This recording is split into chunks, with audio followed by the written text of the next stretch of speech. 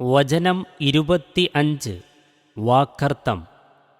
വ അമ്മാമൻ ഊത്തിയ, എന്നാൽ കൊടുക്കപ്പെട്ടവനോ, കിതാബഹു തൻ്റെ ഗ്രന്ഥം, ബിഷിമാലിഹി തൻ്റെ ഇടങ്കയ്യിൽ, ഫയഖൂലു അവൻ പറയും, യാ ലൈതനീ ഹാ ഞാനായിരുന്നെങ്കിൽ നന്നായേനെ, ലം ഊത്ത എനിക്ക് നൽകപ്പെടാതെ ഇരുന്നെങ്കിൽ, കിതാബിയ എൻ്റെ ഗ്രന്ഥം.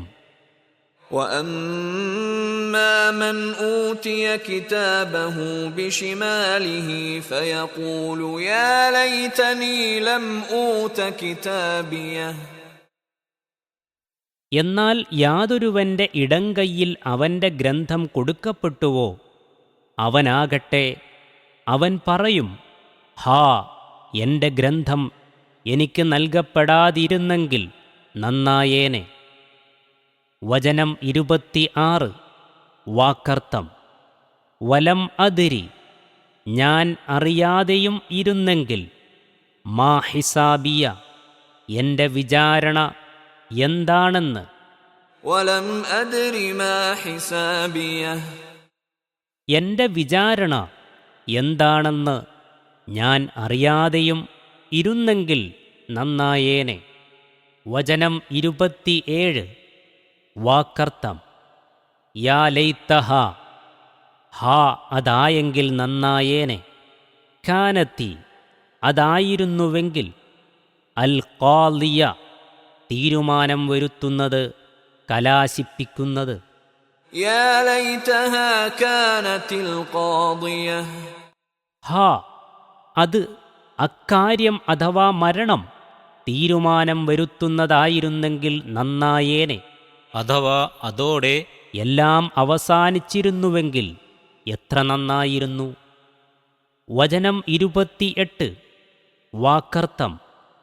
മാ അഗ്ന ഐശ്വര്യമാക്കിയില്ല, ഉപകരിച്ചില്ല, അന്നി എനിക്ക് എന്നെ സംബന്ധിച്ച്, മാലിയ എൻ്റെ ധനം എനിക്കുള്ളത്, മാ അഗ്നാ അന്നീ മാലിയഹ് എൻ്റെ ധനം എനിക്ക് ഉപകരിച്ചില്ല.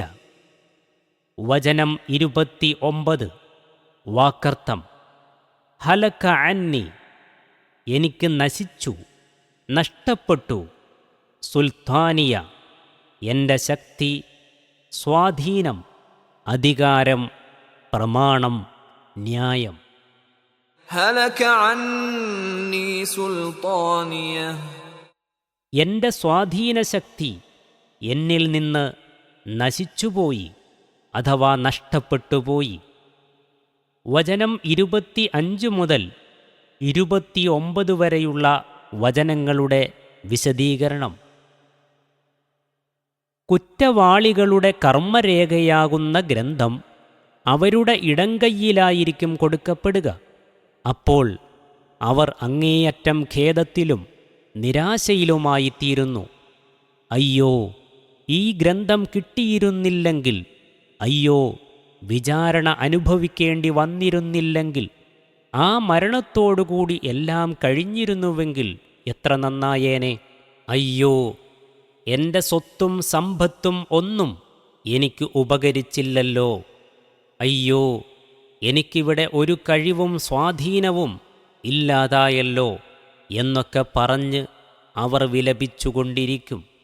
മാലിയ എന്ന വാക്കിന് എൻ്റെ ധനം എന്ന അർത്ഥമാണ് നാം മുകളിൽ സ്വീകരിച്ചത്. എനിക്കുള്ളത് എന്നും അതിന് അർത്ഥം വരാം. അഥവാ എൻ്റേതായുള്ള യാതൊന്നും എനിക്കുപകരിച്ചില്ലല്ലോ എന്ന് സാരം.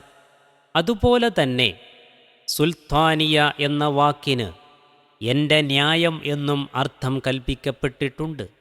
അഥവാ ന്യായങ്ങളും തെളിവുകളും കൊണ്ടുവന്ന് സമർപ്പിക്കുവാനുള്ള അവസരം ഇല്ലാതായല്ലോ എന്നായിരിക്കും അപ്പോൾ ഉദ്ദേശ്യം.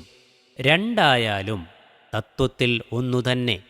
ഇവരെക്കുറിച്ച് അല്ലാഹു മലക്കുകളോട് കൽപ്പിക്കുന്നത് ഇപ്രകാരമായിരിക്കും.